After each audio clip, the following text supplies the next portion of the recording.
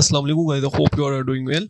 मुझे काफ़ी स्टूडेंट जो है ना वो कह रहे थे कि इंग्लिश के हवाले से ना कुछ बता दें। लास्ट टाइम भी आपने बताया था। देखिए लास्ट टाइम भी मैंने आपसे जो है ना वो डिस्कस किया था कि कैसे जो है ना वो आप इंग्लिश का पेपर जो है ना वो अटैम्प्ट करेंगे, पेपर कैसा होगा। क्योंकि लास्ट टाइम जो इंग्लिश का पार्ट 1 में जब आप थे, ठीक है, तो पार्ट 1 का भी पैटर्न न्यू था।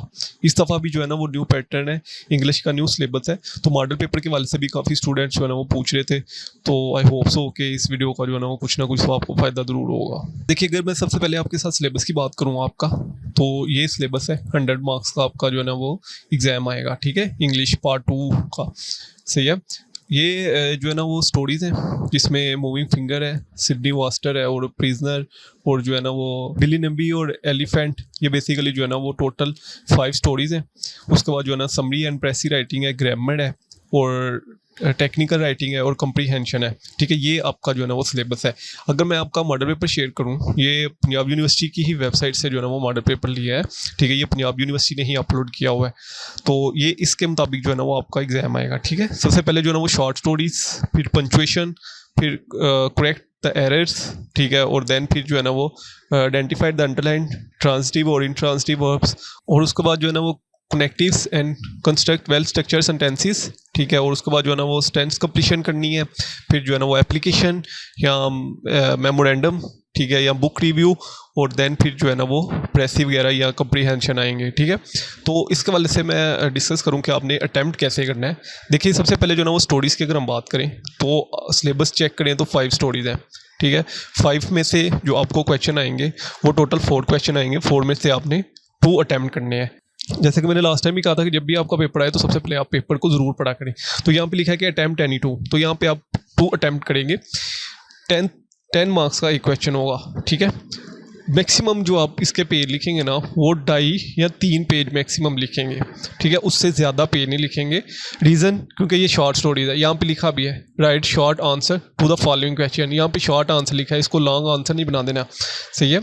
तो मैक्सिमम 2 या 3 पेज का आप लिखेंगे, और इसके अंदर आप जो है ना वो डायलॉग ज़रूर ऐड करेंगे। जो स्टूडेंट मैक्सिमम मार्क्स लेना चाहते हैं शॉर्ट स्टोरीज़ में, वो डायलॉग्स ऐड करेंगे, ठीक है। हर स्टोरीज़ के डायलॉग्स हैं, हर स्टोरी के डायलॉग मैं फिर से कह रहा हूँ, और वो डायलॉग आप हर जो है ना वो आंसर में मैक्सिमम 2 डायलॉग जो है ना वो आप ज़रूर ऐड करेंगे, ठीक है। देन फिर जो है ना वो पंक्चुएशन आती है। 10 मार्क्स की 5 पंक्चुएशन आएंगी, ठीक है। 2 मार्क्स की जो है ना वो एक पंक्चुएशन होगी। तो आपने यहाँ पे जो है ना वो रीराइट, यहाँ पे लिखा है punctuate and rewrite the following sentence. अब पंक्चुएशन को जो है ना वो करने का क्या मेथड होता है कि सबसे पहले आप उसका ऊपर क्वेश्चन लिखेंगे मार्कर के साथ, ठीक है। देन फिर आप जो है ना वो उसको अपना जो भी आप पेन यूज़ करते हैं उसके साथ जो है ना वो आप पंक्चुएशन लगाएंगे, उसको जो है ना वो रीराइट करेंगे, ठीक है। देखिए इसमें ये होता है कि अगर आप एग्जामिनर को तंग करते हैं ना, तो फिर एग्जामिनर भी आपको अच्छे खासे तंग करता है, ठीक है। तो आप क्वेश्चन भी लिखा करें और नीचे उसका आंसर भी दिया करें। अगर हम इसको कंपेयर करें अपने सिलेबस के साथ, तो यहाँ पे ग्रामर है, ठीक है, कंडीशनल, कॉमन एरर, उसके बाद कनेक्टिव्स, और फिर पंक्चुएशन और सब्जेक्ट वर्ब, एग्रीमेंट और ट्रांजिटिव और इंट्रांजिटिव वर्ब्स, ठीक है। तो इन्हीं में से जो है ना वो पंक्चुएशन आएगी सबसे पहले, ठीक है। पंक्चुएशन को हम डिस्कस कर चुके हैं। देन फिर जो है ना वो करेक्ट टू एरर्स, ठीक है, इन सेंटेंसेस में जो भी एरर है, ठीक है। ये भी बेसिकली आपने सेम लिखना है। पहले आपने क्वेश्चन की हेडिंग देनी है, question number 3, correct the errors in the following sentence, ठीक है। और देन फिर आपने जो है ना वो मार्कर के साथ ये पहला लिखना है, ठीक है। और फिर जो है ना उसको नीचे जो भी एरर होगा इस सेंटेंस में वो आपने जो है ना वो उसको रिमूव करके और सही वाला आपने जो है ना वो आंसर लिख देना है, ठीक है। ये इसका मेथड है इसको भी अटैम्प्ट करने का, ठीक है। और देन फिर क्या होगा, फिर जो है ना वो ट्रांजिटिव और इंट्रांजिटिव वर्ब होंगे। आपने बताना है कि इनमें से ट्रांजिटिव वर्ब कौन से हैं और इंट्रांजिटिव वर्ब कौन से हैं, ठीक है। ये भी आप सेम ऐसा ही करेंगे कि आप ऊपर क्वेश्चन लिखेंगे, ठीक है, और इसको जो है ना वो हाईलाइट करेंगे, ये जो लीव लिखा हुआ है, ठीक है। मतलब आपका या वहाँ पे कोई और होगा, उसके बाद वहाँ पे आप जो है ना वो लिखेंगे कि ये ट्रांजिटिव वर्ब है या इंट्रांजिटिव वर्ब है, ठीक है।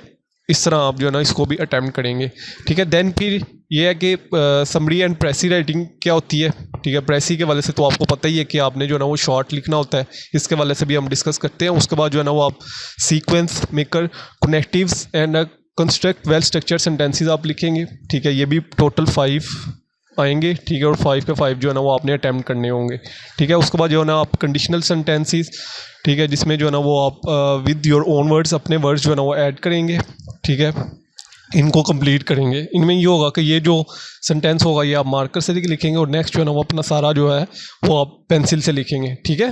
ये एक मेथड होता है, या तो आप इसको पेंसिल से लिख लें और नेक्स्ट जो है मार्कर को लिख लें, तो वो थोड़ा सा अजीब लगेगा। तो ये आप जो है ना मेथड यही है कि आप इसको जो है ना वो अपने ब्लू मार्कर से लिखें और नेक्स्ट जो है ना वो आप अपना जो भी पेंसिल या पेन आप यूज़ करते हैं वहाँ से जो है ना वो लिखें। उसके बाद क्या होगा कि आपकी एप्लीकेशन आएगी। इसमें ये होता है कि या तो एप्लीकेशन आएगी या मेमोरेंडम आएगा, ठीक है, और या बुक रिव्यू आएगा। एप्लीकेशन का तो आपको पता ही है, ठीक है। मेमोरेंडम बेसिकली कंपनी के लिए होता है, ठीक है, मेमो राइटिंग, जिसमें जो है ना वो कंपनी के 3 ही जो है ना वो मेजर उनके डॉक्यूमेंट्स होते हैं, एक मेमोरेंडम और एक आर्टिकल और एक जो है ना वो प्रॉस्पेक्टस, ठीक है। ये 3 ही होते हैं, तो उसमें से मेमोरेंडम जो है ना वो आपका सिलेबस का हिस्सा है, ठीक है। ये आपने करना है, ठीक है। एप्लीकेशन या मेमोरेंडम और बुक रिव्यू में से तीनों में से एक ज़रूर आएगा। बुक रिव्यू के वाले से जो है ना वो स्टूडेंट्स पूछ रहे थे कि बुक रिव्यू बेसिकली क्या होता है।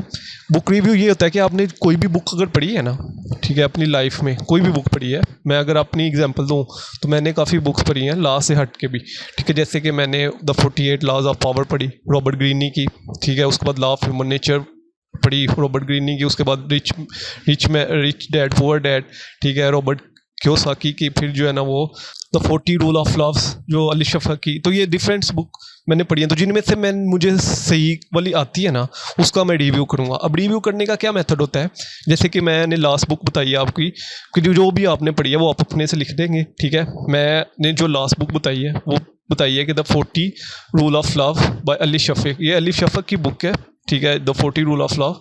इसमें उसने जो है ना वो एक टीचर और स्टूडेंट के वाले से जो है ना वो बताया हुआ है, ठीक है। मौलाना रूमी और शाह शम्स तबरेज़ी के वाले से बताया हुआ है। अब मैं इसका रिव्यू कैसे करूँगा कि मैं बुक का नेम लिखूँगा द 40 रूल ऑफ लव।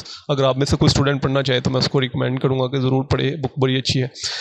अब इसमें से क्या होगा कि आप उस बुक का नेम लिखेंगे, ठीक है, फिर उस राइटर का नेम लिखेंगे, सही है। अब राइटर का क्या नाम है उसका, द अलिफ शफक, ठीक है। ये बेसिकली तुर्किश राइटर थी जिन्होंने ये बुक लिखी थी।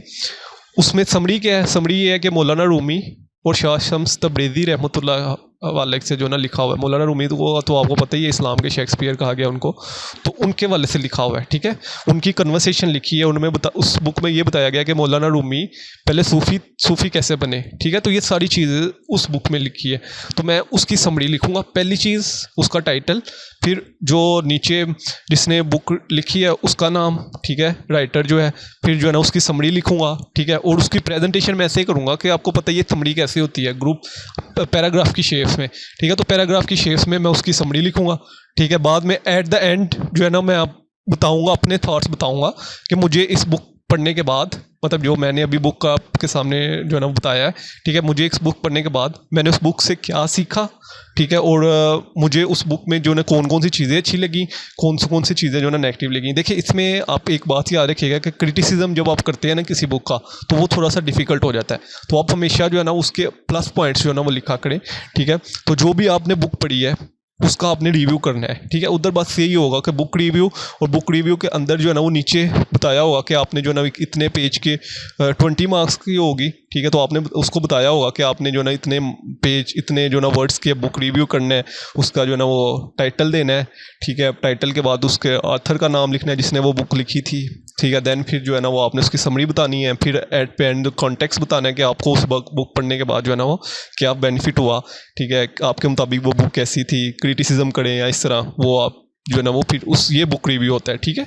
मतलब वो अपने से कोई बुक नहीं देंगे, क्योंकि अगर वो अपने से देंगे तो वो तो बुक आपने पढ़ी नहीं होगी, ठीक है। तो आपने अपनी मर्ज़ी से कोई भी बुक का जो है ना वो रिव्यू करना होता है जो आपने बुक पढ़ी है, ठीक है। जैसे कि मैंने अभी आपके सामने जो मैंने बुक्स पढ़ी हैं, ठीक है, उनमें से एक का जो है ना वो आपके सामने रिव्यू किया है, ठीक है। देन फिर क्या होगा कि यहाँ पे जो है ना वो प्रेसी आएगी, ठीक है, या कम्प्रीहेंसिव आएगा, ठीक है। कम्प्रीहेंसिव अनसीन होगा, इसके चांसेस कम होते हैं क्योंकि ये लास्ट टाइम भी आपने किया था, और तो प्रेसी के चांसेस जो है ना वो ज़्यादा होंगे। अब प्रेसी में क्या होता है कि ये एक पैराग्राफ आता है, पैराग्राफ में सबसे पहले आपने उसका सूटेबल टाइटल लिखना होता है। ये इसमें नंबर लेना बहुत ज़्यादा इजी होता है। रीज़न इसके जो आपको टाइटल सूटेबल लगे ना, आपने उसके मुताबिक अपना सूटेबल टाइटल लिख दिया है, ठीक है। जो आपने इस स्टोरी को पढ़ा है, ठीक है, ये जो समरी उन्होंने दी है इसको आपने 3-4 दफ़ा पढ़ना है। 3-4 दफ़ा पढ़ने के बाद जो आपको सूटेबल टाइटल लगेगा वो आपने पकड़ के ऊपर टाइटल की हेडिंग देनी है और लिख देना है। उसके 2 नंबर होंगे, ठीक है, यहाँ पे लिखा भी है 2 मार्क्स टाइटल के होंगे और 8 मार्क्स जो है ना वो प्रेसी के होंगे। प्रेसी आपने अपनी वर्डिंग में लिखनी है, ठीक है, यहीं से सच एज कॉपी नहीं कर देना, ठीक है, क्योंकि वो बच्चों में जब आप 9th-10th में थे तब आपको ये सिखाया गया था कि आपने यही चीज़ें कॉपी कर देनी है तो आप हो जाएगा। ऐसे यहाँ पे ऐसा नहीं होगा, अपने वर्ड्स लिखने हैं, ठीक है, जो इसको पढ़ने के बाद आपको समझ लगी ना, ठीक है, उसका 1/3 लिखना है, ठीक है। अब ये फॉर एग्जांपल अगर मैं कह देता हूँ कि ये जो है ना वो टोटल लाइनें बननी है, 15 लाइनें बननी है, तो इसका जो भी 1/3 निकलेगा, ठीक है, 5 लाइनें या 6 लाइन जो है ना वो आप प्रेसी की लिख देंगे, ठीक है। ये बेसिकली जो है ना वो प्रेसी होती है। तो ये आपका पेपर था, ठीक है। इसको जैसे आपने अटैम्प्ट करना है, मैंने उसके वाले से भी बता दिया। बुक रिव्यू के वाले से काफ़ी स्टूडेंट्स सवाल पूछ रहे थे, तो इस वजह से बुक रिव्यू को थोड़ा सा ज़्यादा एक्सप्लेन किया। प्रेसी के वाले से आपको पता ही है कि प्रेसी कैसे लिखने हैं, सूटेबल टाइटल क्या लिखना है। प्रेसी में एक चीज़ ध्यान रखनी है कि अपने वर्ड यूज़ करने हैं, ये सच एज कॉपी नहीं कर देना, ठीक है। जिनको कुछ नहीं आता वो तो चलो कर सकते हैं, लेकिन जो स्टूडेंट जो है ना वो एलिजिबल है, मतलब करने वाले हैं, तो वो तो फिर अपनी वर्डिंग यूज़ करेंगे, ठीक है। तो ये था बेसिकली मॉडल पेपर। ये मॉडल पेपर आप देख सकते हैं, ठीक है। इसको मैं लिंक डिस्क्रिप्शन में सेंड कर दूंगा आपको। बाकी ये आपका जो है ना वो सिलेबस है, इसके वाले से वो भी क्वेश्चन आप कमेंट से पूछ सकते हैं। चलो जल्दी नेक्स्ट वीडियो में तो दो में रखिएगा।